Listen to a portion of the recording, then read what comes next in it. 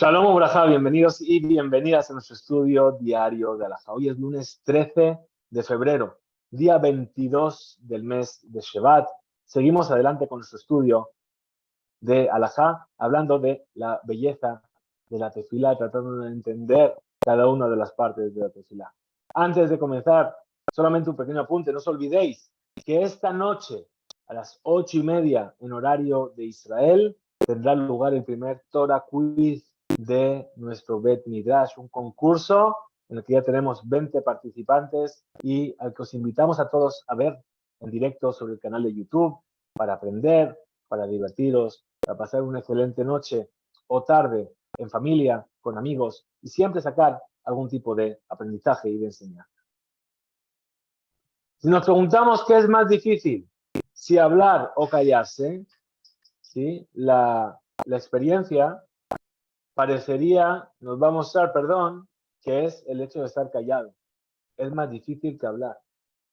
Y a priori eso no se entiende. ¿Por qué? Porque cuando la persona habla, él está haciendo una labor, una acción, y en ella hay un esfuerzo particular. Tiene que pensar las palabras, tiene que articular las palabras. Pero cuando él está en silencio, no hace nada, no se esfuerza del todo. Muy bien, entonces es así. Debería ser al revés. Debería ser más fácil callarse que hablar. Entonces, ¿cuál es la respuesta? Que el Yetzer Hará, este instinto que tenemos en nosotros, nos seduce para hablar, nos convence de que es mejor hablar. Por lo tanto, hay que enseñarle que hay momentos y lugares en los cuales no está permitido hablar. Y uno de ellos, justamente, es el Bet HaKnesset, es la sinagoga. Y particularmente en el momento de la tefilá, de la oración. Y particularmente en el momento de los pesuké de Zimrat, de estos cánticos de alabanza. Muchas personas,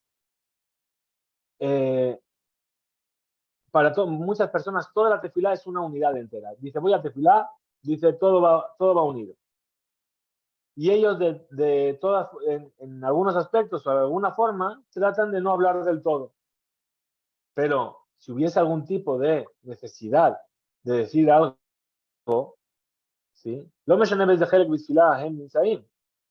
Es decir, para ellos no les importa en qué parte de la tefila están, no quieren hablar. Sin embargo, una persona que estudia, que escucha los 5 minutos de Torah y que estudia la halajá, sabe que hay una diferencia entre las diferentes partes de la tefilá. En la parte en la cual nosotros leemos los korbanot, las ofrendas diarias, la primera parte que estudiamos, hasta Baruch Sheamar, hay que tratar de no hablar. Es verdad, no se debe hablar. Sin embargo, en caso de una necesidad muy grande, se puede hablar de manera concisa. Sin embargo, a partir del momento en el que empezó a decir Baruch Sheamar, hasta que termine la tefilá de la Midá, el rezo de las 18 bendiciones, 19 bendiciones, está permitido hablar del todo. También si tiene una necesidad, que lo insinúe con las manos o que lo escriba, si no Shabbat, claro. Pero de ninguna manera debe hablar entre ese momento. A no ser que, claro, haya una circunstancia de vida o muerte. Ahí, por supuesto, que tiene que hablar la persona. En algunas sinagogas, en los Shabbatot y en las fiestas, se reparten algunas partes algunos pedazos de la tefilá, de la oración, para que todo el mundo participe, particularmente estos pesuké de Zimbra, que todo el mundo dice.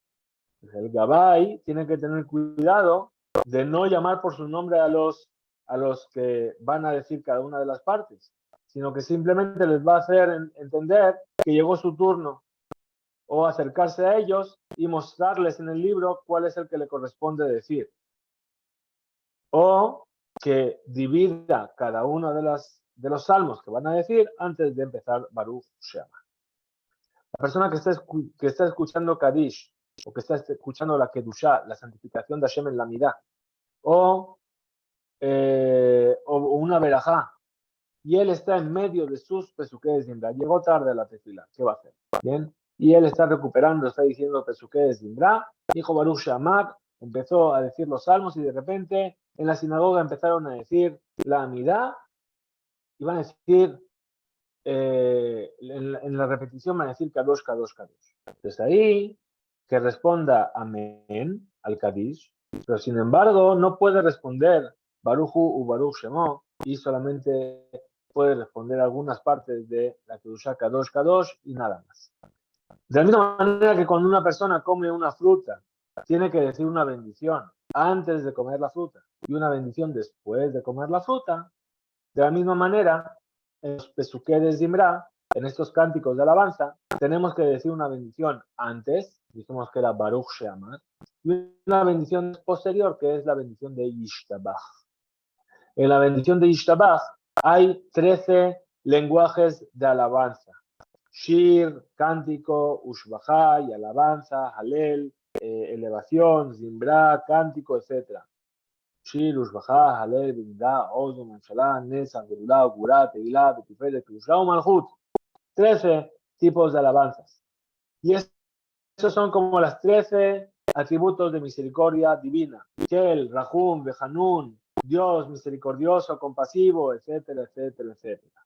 Tenemos que decirlos con una voz agradable, como si el Mesader, Shivhosh el Melech, como el que está trayendo una alabanza al rey.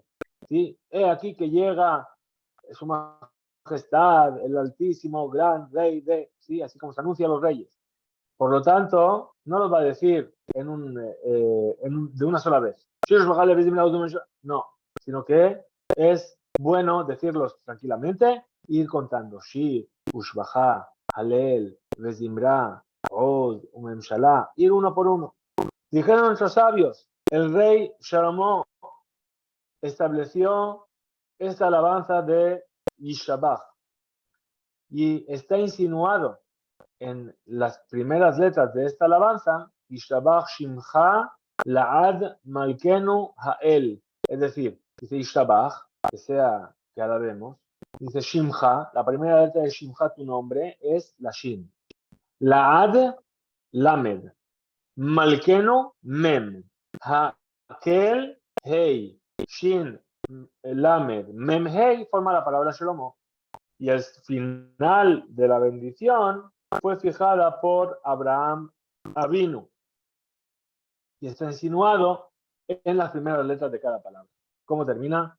Que la odaot bore kol neshamot ribon kol hamaasim habocher beshidae zimra melech el chai haolamim. Entonces, de la misma manera, dice que la odaot, el alef lamed, alef, bore bet, ribon resh, Ha-Boher Hei. Melech Mem. Entonces tenemos Abraham. Nuevamente está insinuado en la bendición. Mishenitzraf, la lejer la shidutim, la persona que tiene que ir a hacer sus necesidades al cuarto de baño en medio de los pesuques de Imbra, hemos dicho entre Baruch Sheamar y Ishtabach, cuando sale, que hagan Etilat Yadayim. Pero no va a decir la bendición de Asher Yatzar, sino solamente después de que acabó Ishtabach.